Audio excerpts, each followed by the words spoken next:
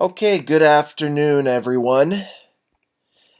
Today I'm going to show you how to use a Digipeater for Winlink Express, or inside Winlink Express, I should say. A helpful video to watch would be my bulletin board system BBS video that I made a couple weeks ago. I will put either a little card here in the video or a link to the video down below in the description. That'll give you a little bit of background information.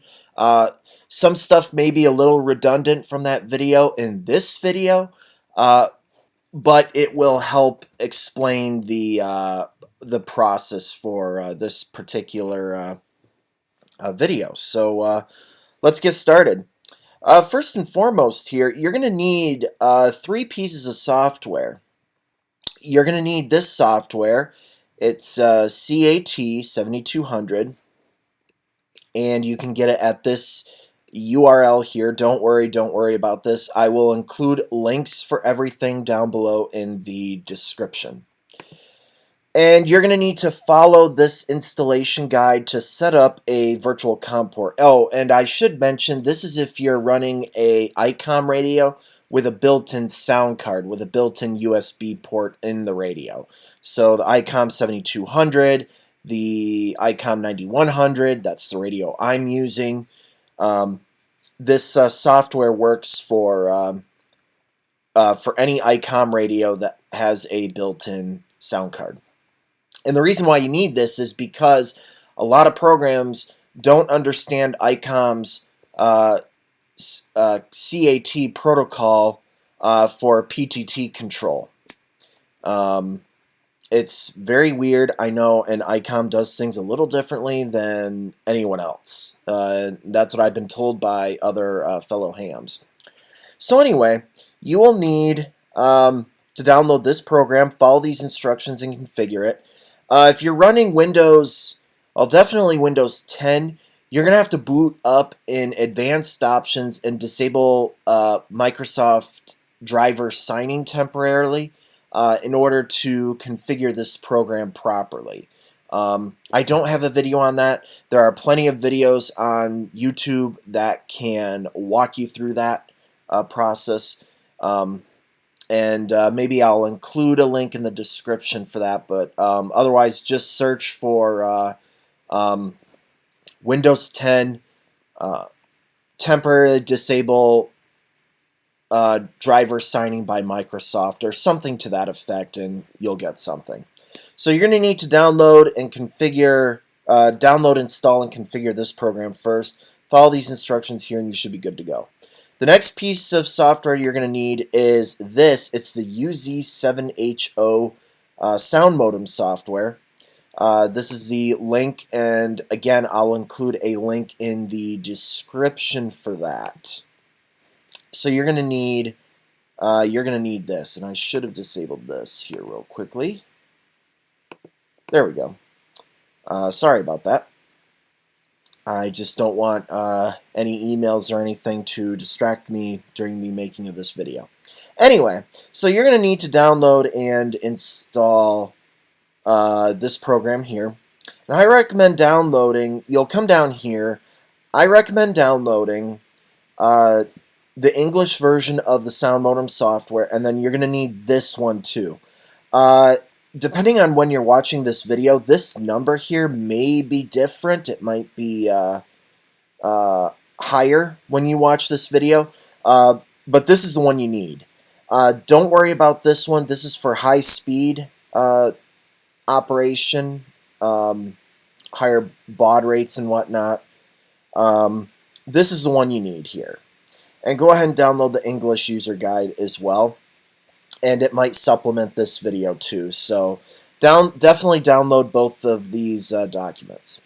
The next file you'll need here is the Winlink Express program, and I'll walk you through real quickly how you get that.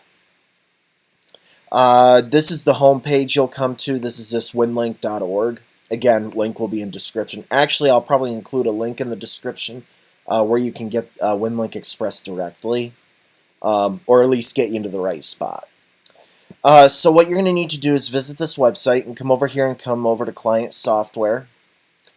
And these are all the different programs here that support the Winlink protocol. Use Winlink Express. It seems to be the best. So go ahead and click this right here. And you can read all this if you want, but halfway down here you'll see the download option right here. Click that and go ahead and install that. So once you have everything downloaded and installed, we're ready to begin the configuration part of it.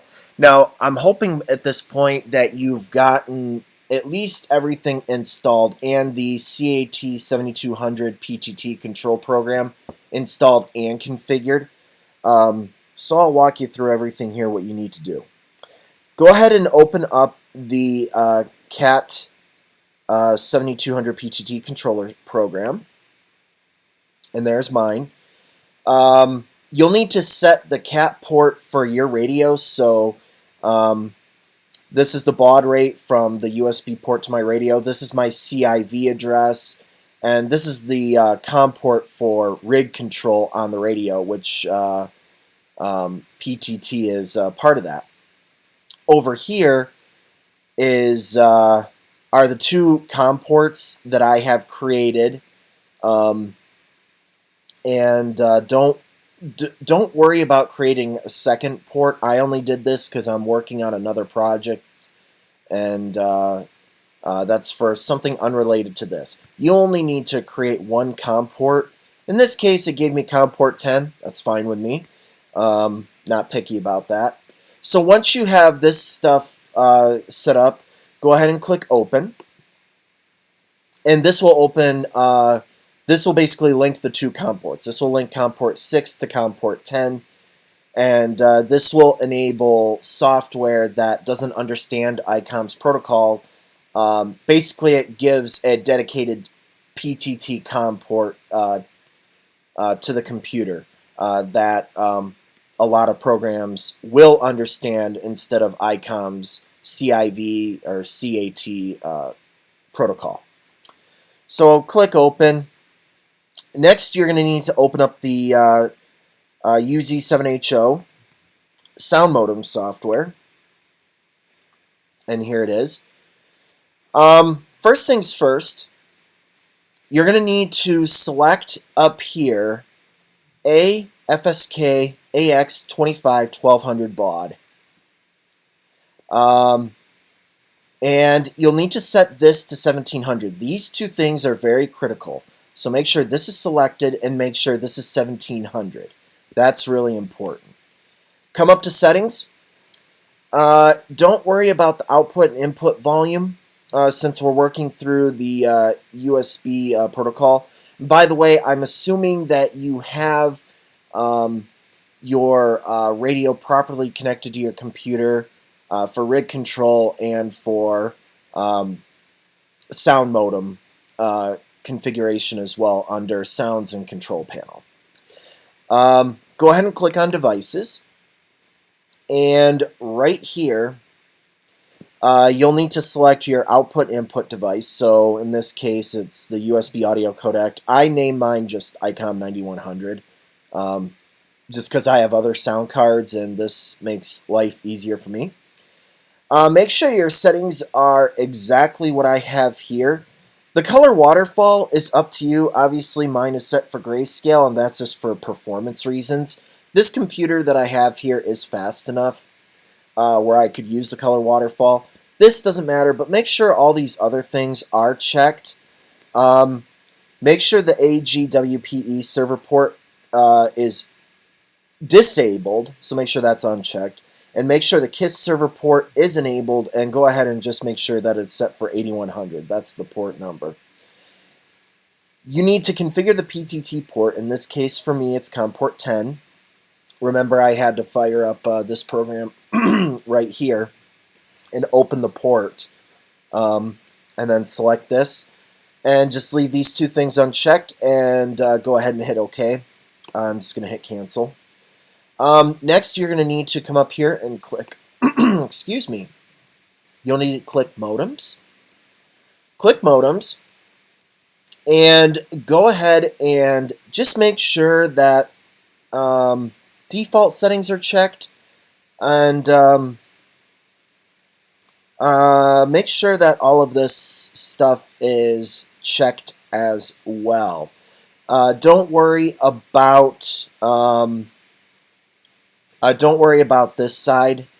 This is if you're running dual channels, if your radio supports it. You only need to configure the channel A option here. So just use default settings, but make sure these numbers match your settings too. Make sure this is set to none and all. Make sure KISS optimization and non-AX25 filter is checked. And make sure that your mode is set for FSK AX25 1200 baud. And make sure that all these settings are matching my settings. Once you have that, go ahead and click OK. I'm just going to click Cancel. And that's it. And again, just make sure that this is set to 1700 and that this is set to FSK AX25 1200 baud. Let's go over to Winlink Express and go through all that configuration. And this is what you'll see. Now you're going to need to configure Winlink Express if you haven't configured it before. And you do that under, well, when you first install it, it should take you to the setup screen automatically. If not, it's under Settings, Winlink Express Setup. I won't go through that. There's plenty of videos on the internet, on YouTube, that will tell you how to do that. So what we're going to do is we're going to go ahead and we're going to click on, well, from the drop-down menu here, you want to make sure you select Packet Winlink. And go ahead and open the session. Now once you have the session open, you're going to need to configure a few things first. So click on Setup. You will need to select the packet TNC type to KISS. Now, just so you know, I don't have a TNC connected to my radio. I did at one point, and then I finally figured out how to get the radio PTT control to work using that CAT7200 program. So then I was able to unplug the TNC and put it away, and I can use it on another radio. Basically, this Soundmodem software up here from UZ7HO acts as a TNC mimicking program, if you will. So what you'll need to do is you'll need to make sure that your packet TNC type is set to KISS. Make sure the packet TNC model is set to AC mode. Make sure the serial port is set for TCP and auto connect time is disabled. And make sure that your TCP host port is set for 127.0.0.1 and the port is 8100. You're going to be, most Winlink packet stations are 1200 baud. So you'll need to select 1200 baud and just make sure that your settings match these here that I have. And make sure, this is important, make sure that iPoll is checked. Make sure that is enabled. Very important. And don't worry about the 9600 baud side of things. And once you've got all that done, go ahead and hit update. I'm just going to hit cancel. And this is what you should see. And I'm ready to go here. So what I'll do is I will turn up my radio here so you can hear a packet session. What you're going to need to do here before I continue, I was going to show you how you go through a Digipeater. Now this is where the knowing BBS stuff and whatnot helps. Now there unfortunately isn't a national database of bulletin board systems out there. The best way to learn about BBSs in your area is to talk to fellow hams. Jump on a repeater, check a club website, go to a club meeting, and ask around, see if anyone has any BBSs operating in your area, and see if they have a Digipeater available for you. When you excuse me, when you launch this by default, well, here, I'll just do this here and you can see. When you launch this program, normally by default, it's going to be a direct connection to the closest Winlink station. For me, it's this one. Actually, it would be either this one or this one. Now, unfortunately, for one reason or another, I can't get into these stations directly. Sometimes I can, sometimes I can't. I really don't understand why and don't know. However, through the use of a Digipeater, now I can. So what you'll need to do is, from the connection type drop-down box here, you'll need to select Digipeater. As you can see, this opens up these two boxes here. So you can Digipeat from two stations far away. Theoretically, this could be hundreds of miles. So what you'll need to do is, in this case, right here in this box, this is your destination. This is the Winlink packet station that you want to connect to. Now, there's a Digipeater nearby that I can always get into that has Digipeater access. And you'll know if it's a Digipeater by its SSID. That is the number following the call sign of a BBS.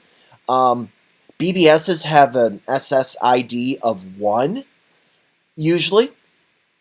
And then, depending on how they have it set up, they may have gateway access, and I don't know. Sorry about that. Some BBSs may have gateway access, some not. And again, this is why you need to talk to hams in your area to find out what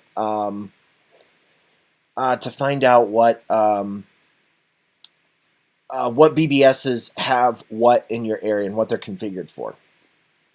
In this case, there is a BBS in my area that has a Digipeater associated with it, and basically it can take my signal, carry it over to the Digipeater, and then send it over here. So in this case, the call sign is K80EC-7. Now that -7 indicates that it's a Digipeater. If I were to do the -1, that would be the BBS. -7 is the Digipeater. So again, find out if you have a Digipeater with the -7 in your area. Now, since I can hit this no problem, I don't need to add another hop in the chain link, if you will. So my radio, excuse me, my radio is going to talk to this Digipeater first, and then the Digipeater is going to talk to the Winlink packet station. So that's how that works, and I hope that explains some things. So now I'll give you a demonstration here. I don't have any email going out. I might have some email coming in, so if I do, it will be a shocker for me. This is a cold run. I haven't done this yet today, so we'll see how well this performs. I am not running much power. I'm probably running just a few watts at least. So we'll go ahead and turn up the volume again here. And here we go. Let's see how well this works.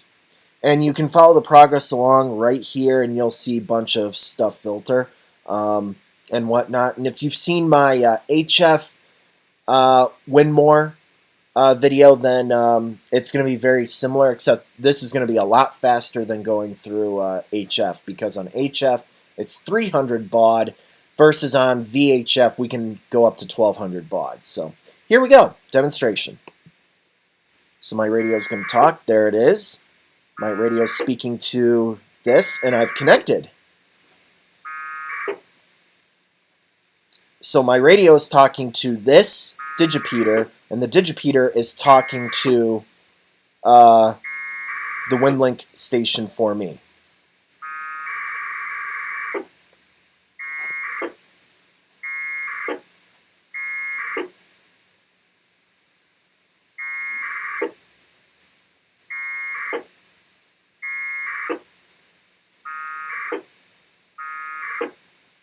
Well, I might have an email. Yep, I have an email coming in. Ah, cool.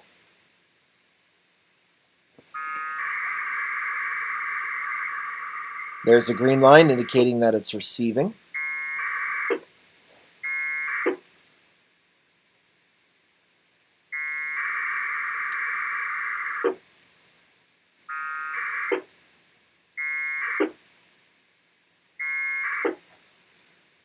There we go. I've received a message. And now it's going to negotiate the disconnect. There it is. We have a successful email reception and a successful disconnect. So there it is, guys. That is how you can use Winlink Express to go through a Digipeater to talk to a packet Winlink VHF station. So there you go, guys. I hope you found this helpful. If so, please hit the like button.